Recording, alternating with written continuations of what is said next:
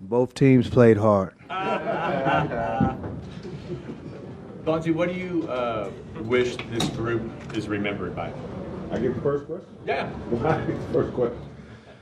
I mean, I hope it's good things. I mean, I know what the narrative was, but I just hope people just understand where our heart was when we was here, how hard we wanted to play for the city, and how bad we wanted to win. And that's basically it. I'm just super excited to be here. Coach, how about you? Pretty much the same thing. I mean, we had a good run. My years here were, really special to me and my family. Really embraced the town. My son Mike won a state championship here with, Jesuit, and we had a great run, and with the guys we had on our team, we played every night. We threw out a group of guys that really gave a big effort. I felt like we were a very deep team. Every night somebody had, if you just look at our scoring, like our leading scorer, I think was Rashid, I don't remember, like 17 points a game. We had 5 or 6 guys in double figures. We shared the ball. We played both ends of the floor. I think we were like 3rd in offense and 5th in defense. And the one thing I always talked about was if you had a chance to win a championship, you had to be in the top 10. I don't know how many teams have ever won a championship without being in the top 10 in defense. And we joke around about it now, but we had a million coverages, and that was my philosophy, was that, you never know who you're going to run into in the playoffs, and you got to be able to change up on people. And I think we did that. Then we gave a great effort. And obviously that series, getting down 3-1, it showed our mettle. Showed who we were about. A lot of teams would have, folded. I mean, like Lakers won 67 games that year. I think we were second with 59. So you got Kobe, you got Shaq. A lot of people would say, all right, that's it. We missed our opportunity, but our guys fought back hard, and obviously we had that 7th game where we played lights out, and really, like, even in that 4th quarter, we were up 13, and first play went to Steve, and he scored down in the post. We were up 15, and then we went through that stretch where we missed 13 straight shots. And of those 13 shots, 11 of them were great. 2 of them were good. I mean, one of them, when I say good, it was a wide open, long-range shot by Scotty. I mean, he could make one. That 4th quarter, we had 1 turnover, and we had 1 missed defensive assignment. When I brought Sheed back in the game, he missed. He was late getting out of the post on a rotation to the corner for Brian Shaw in the corner. Other than that, we played a great game. So anyway, I've got great memories about the team and that series, and we felt like that series was going to be the championship. Steve, do you have photographic memory like that about the 4th quarter? Like, do you relive that game? I have bad memories. I'll start off. We were cheated, but other than that, I think what we remember by is probably one of the most talented groups in NBA history. Coach said it. Unselfish. No one had egos. We played the game because we had a great feel. If Damon was going, the ball was going to Damon. If Bonzi was going, it was going to Bonzi. So I don't think we knew she was our best player, and obviously she would get his. But it was so many guys that understood the game of basketball where we didn't have to have that much communication, which was a treat for me. I had been around a long time. Damon, one of the smartest point guards. That's why he's a coach now. Just understood.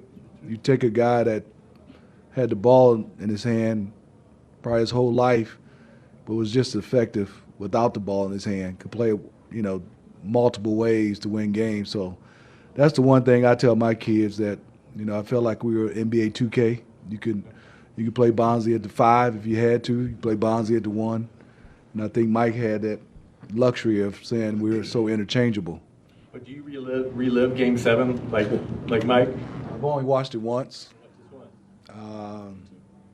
I relived it then. Try not to forget it, but I remember all the little things that could have turned the series in that game. But I think even going back some of the games before that.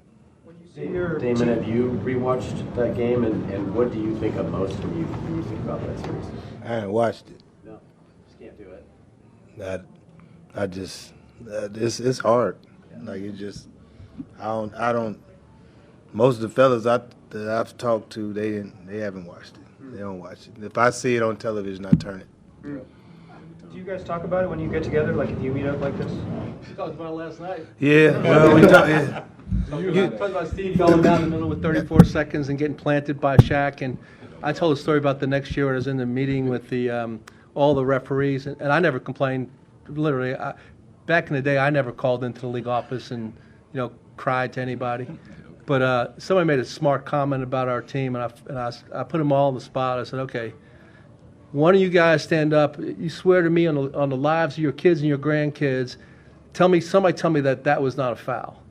Not one guy. After the fact, I wish we had challenge flags back then. I would have thrown one there, and I would have thrown one on Sabonis's fifth foul. I mean, if you go back and you look at that season, we played those guys 11 times, and the plus minus when Sabonis was on the floor versus them, like we killed him. I mean, he got his foul 5 was whatever. I don't want. It is what it is. But 5 fouls definitely phantom, and 6 you'd have to look at and say, okay, where did he foul him? But I want to tell you one good story though, because he's not here, about Rasheed Wallace, because a lot. I mean, he set the world record for technical fouls, 41 under my watch. But Rasheed was one of my favorite players. And before I came here, because I played in Philly, I played in the Baker League, that's where he's from. And I talked to a lot of people about him, and I knew him as a player. And I don't know any player that didn't love Rasheed. Rasheed, practiced all the time. He was always a team guy, and he was always about everybody else getting credit. Not so much him. But this is one of my favorite stories. Coming out of huddle, going into huddle, down 1, we got the last possession, and I'm like, okay, I'm going Rasheed on that left box.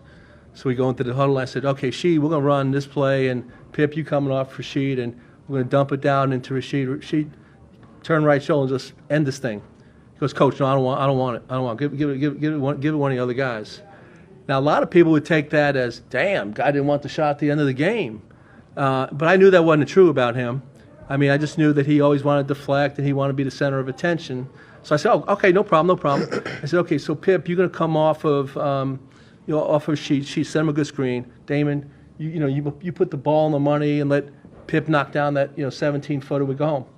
Walk down the corner. I said to Damon and Pip, come here. If either one of you two guys even think about shooting the ball, I will kill you. Throw it into Sheed. Throws it into Sheed, right shoulder, turn around, game over.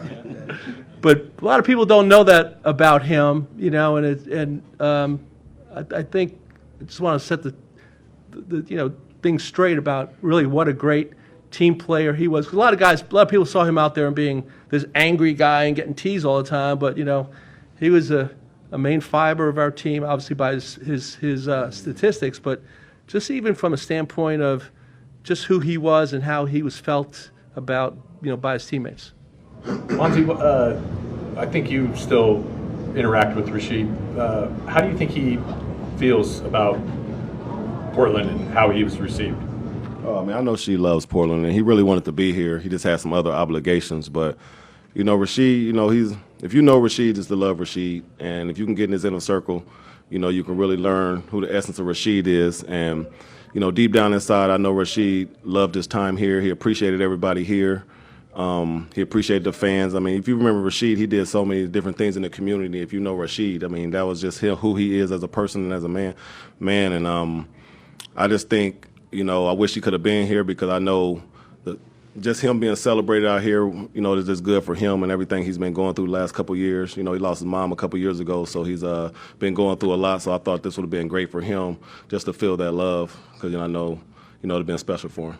Is there a player on that 2000 team that you guys feel like, maybe even somebody that hasn't come up yet today, is there somebody that you feel like doesn't get enough credit for what they brought to the team or what they did? You can look at every one of them and feel that way, because everybody had the ability to, if it was about stats and numbers, to do so much more. I mean, we went in. I told us I think it was David and Steve this morning. I said we had so many guys, and I was a matchup attack guy. If Steve or Bonzi had somebody, we'd post those guys up, or Damon in the pick and roll, somebody weak in the pick and roll. We'd run 100 pick and rolls that night. And then the next morning, when I'd come in to our staff, I'd say to our first thing I'd ask the guys, like, who hates me this morning? who didn't get their numbers last night? In a kidding way, because everybody was willing to defer, but you always wanted to, the next night is like, okay, well, let me run 2 plays for that guy to make sure that he knows that we're together, we love each other, and we're gonna play that way. The biggest thing about this group was that everybody supported each other, and I don't think enough was talked about that. And you have to understand, when this team was put together, everybody was coming from their place as the number 1 option. And so there was going to be some sacrifice, and the sacrifice was on the run. And so the things that and the narratives that were put out at times, they were just ahead of their times, and at times they were created, right? They were created by outside forces. When I was in Boston, it was crazy to me as a coach that everybody put this wedge between Jason and JB, and I got there and I never seen it. And so we all supported each other through the rough times, and I don't think, to me, that don't get enough credit. You know what I mean? Because everybody needed somebody to lean on at times, because like Mike said, Mike was going to do what he was going to do, but we still had to go out there and we had to play. And so whether it was Smitty, whether it was Bonds, whoever that might have been, you got to remember, guys were used to playing 35, 40 minutes, and that just wasn't the case. It just wasn't the case. And so I think the most underrated thing about this team was the unselfishness and how much we supported each other behind closed doors. If somebody had a party, I remember we was in Atlanta. It was Steve had a set. He had a party. We was there. If one person went out, we all went out. Yeah, you know the drill. And so we all supported each other. It did not matter. And I thought that was something that I hadn't had as a player. That don't happen on teams. It doesn't happen, and it didn't matter. Okay, the white guys too. Sabonis was up in the spot. Yeah. Deadlift Shrimp was up in the spot. People wouldn't know that. And so there were a lot of times that and a lot of times that we needed each other, and those things, they shouldn't go unnoticed, how this group supported each other within when each guy was struggling with whatever that might have been what they were struggling with. So when you guys get back together like this, what's it like being around each other again? Do you guys slide right back into 2000 mode, or what's been the highlight of the last day or so? We all live in Atlanta. We all live in Atlanta. I think, I hadn't seen Joe Klein in a long time. That was good to see Joe. Really good to see Joe. He's in Arkansas. Yeah. Most of the other guys, I haven't seen Whitsitt. I talked to him in a long time. I talked to him. He's here. I hadn't seen him. Yeah, he's here. Yeah. It was good. It was good to see. To me, it's good to see guys, because regardless of what happens, I think that we don't like to talk about it, but the reality of it is that, man, we probably got more years behind us than we got in front of us. And so to get these moments, you don't get these moments. And so I was telling somebody, I was talking to the group, on matter of fact, I was talking to Stacey Augman, and I was talking to Stace, and I was just telling him how, right now for me, everything is process driven. I don't really care about the end result, so I think about a lot. When I think of this team, I think about how it even started. I think about when I got traded here in '98. I think about Rashid. It came 5-6 months before that, the makings of what was going on. You know what I'm saying? And then me and Mike were talking earlier. Then you turn JR and Jimmy and the Steve. That's the makings of the team. So to me, it's the process, and you see all these different things and you see it happen. And that for me is why I like coming back, because everybody on this team, another thing that's not talked about enough is there are a lot of successful people in this group away from us playing. And so to hear stories and to hear and to see where guys are at and to learn about what they're doing after what we did, that's, for me, those are big. So I enjoy this because it gives me a chance to tap into guys and what they're doing now today because, again, we're here to talk about this. But, man, this was so long ago at the same time. But it's great to remember and be recognized. And as a guy from Portland, Oregon, I would say this. I think that it's long overdue. We did not win a championship. We did not go to the finals. But aside from those couple Clyde Drexler teams, I think this was the best team. I really do. I think that, had we been able to achieve a little bit more, I think we would have been the best group that this organization's ever had. That's just me going all the way back to as far back as I can remember. So for me, I'm happy to be here. I'm glad I came, and I wouldn't have missed it for the world. When's the last time you've been in this building? Well, I was here with Boston, so it's been not at work. It's been about 8 years, maybe 7, 8 years. Well, the point I said this, I talked about this. It was important for me to come back because of guys like Bonzi, and I say this for Bonzi, like me and Smitty and even Mike, like this is like a great chapter for us, right? But Bonzi came here as a rookie, and so he was this is where he cut his teeth, right? So I was drafted by Toronto. Toronto still embraced me. I go out there, I do different things, but for me, like for guys like him, like this means something. Like, it means something to him. So if it means something to him, it means something to me. And so, I just think like those are important, and it's important for him to get the recognition and the love that he deserves, because at the end of the day, like he's one of y'all. He's one of ours here, and I think that's important. So that's why I'm back. I mean, I come to Portland. I still come to Portland 3 times a year. I got family. I keep up. I still got OregonLive.com. I read the Athletic. I read the little articles. So I'm still doing it because I got roots here regardless. This home for me. But it's big for, again, and I'm using Bonzi, and I'm only using Bonzi because, again, Smitty wasn't drafted by the Blazers. Mike wasn't drafted by the Blazers. He but guys like Bonds, this is where he cut his teeth, man. So this is where he learned it, and it's time to let the whatever it is, whatever was there, it's just time to let it go. That's all. I guess I would say, do you guys not realize that you're beloved here in town? Because I hope you recognize that people love this team. And I mean, I don't know how things went, but like I think you guys might be surprised how much you guys are beloved. I would say this. And I'm not speaking for everybody up here. I don't think that is. I never got that feeling, but what happens is that I think and again, it's from me being here with and being a native and seeing the other teams. I think that you can at times become a prisoner of the moment of what's going on.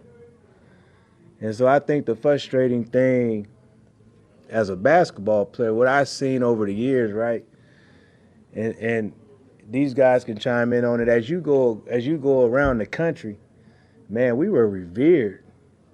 But then you come here and it's like, sometimes you didn't feel that way.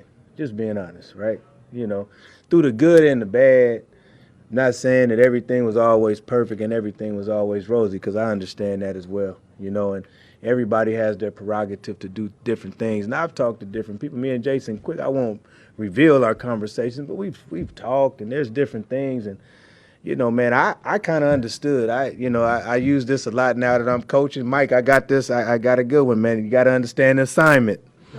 And so at times we didn't understand the assignment, and we didn't understand, how we were viewed. But I also think that we were judged against the past, and that's not fair, because we were who we were, and it happens, right? But that does not make us any worse than anyone else. And I think that's again, not speaking for everybody, But I think that's what it may feel like. I didn't speak for Steve's character if something happened to me. I didn't speak for Steve's character. I own it. I'll own it. And you move on. But Steve is Steve. Mike is Mike. Because something might have happened to me, that don't mean that Mike didn't instill no discipline in me. It's not on Mike to do that. Like, Mike didn't raise me. He's my basketball coach. And so the attention to detail that I learned at home, I was defiant on that if that was something that happened to me. And so that's kind of how I see it, what I mean? But again, you get to be older. You get your own kids, you realize that some of the stuff, it is what it is. And I even tell Bonzi all the time, I'm like, man, them people love you up here. I said, it's just what has happened is that, time goes on, but then the reality is that the world moves on because some of the stuff that was going on. See, Greg, the politician, have Greg been up here yet? Oh, man, so the politician, he's like, man, the stuff that we was doing back then we couldn't have got away with. I'm like, Greg, in 2025, man, the Blazers would be one of the most covered teams. The 2000 team would have been one of the most covered teams in the NBA right now today. This team that we had back then, now, hands down, it would be Mike's deal to keep us all in check. Well, that's what I was doing. All right, thanks everyone. One real quick one. If you could pass on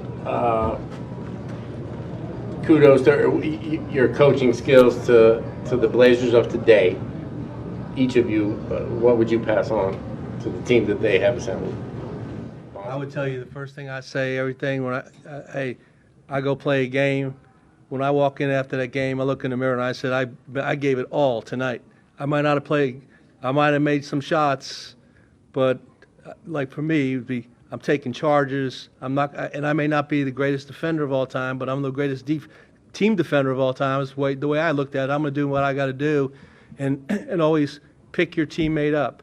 Like I try to coach with confidence. I try not to be the guy with the whip and I always felt that the first thing I try to do for a player who's not playing well is give him as much confidence as I can, run a play for him to get a score. These players are like sharks. You get them a score, and all of a sudden, next thing they're hot as can be. But the main thing is play hard and play together. Hey, Steve, piggybacking off what Damon said is, how should this team be remembered? How should the city view that group? I think the one thing, because I got a chance to be around, just like Mike and Bonzi and Damon, we've seen different organizations. I think Damon hit it. They don't know how close-knit we were, how much we all had to endure, but we were still supporting each other. I think the one thing I don't think was written enough back then, because I'm older now and look back, how much this group did in the community. It had nothing to do with basketball. To what Damon said, what Bonzi, Mike knows, every community event, it was at least 15 guys there. And there was a lot of different things we did in the community that I think people took for granted. That there was a lot of things she did he didn't want anybody to know, but one of the most charitable guys. So I think that's the one thing I would say, looking back, how much we did in the community that had nothing to do with basketball.